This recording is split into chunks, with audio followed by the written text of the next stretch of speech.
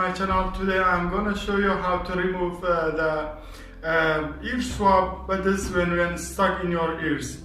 First of all, I want to remind you that you should never use this to clean your ears, but still some of us will use it.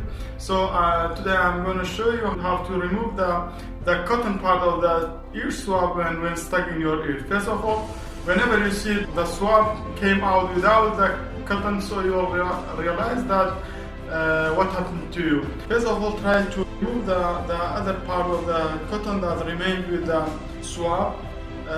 Later on, just try to remove it with your fingers. Sometimes it's not so deep, as you know, that you can remove it with your fingers. If you're not able to do that, so try to bring just a needle, any ordinary needle or a medical needle. Actually, not important.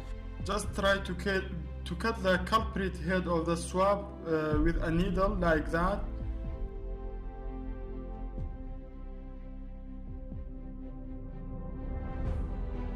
So it becomes like an insect legs. Just try to insert gently, then whenever touch the cotton part, just rotate it, and it will be amazing way to grip the cotton part, and it will remove it. It's easy, non-traumatic, and you can do it at home, but please be gentle in order to not injure your ears. If you're interested in the video, please thumb up to my video and subscribe to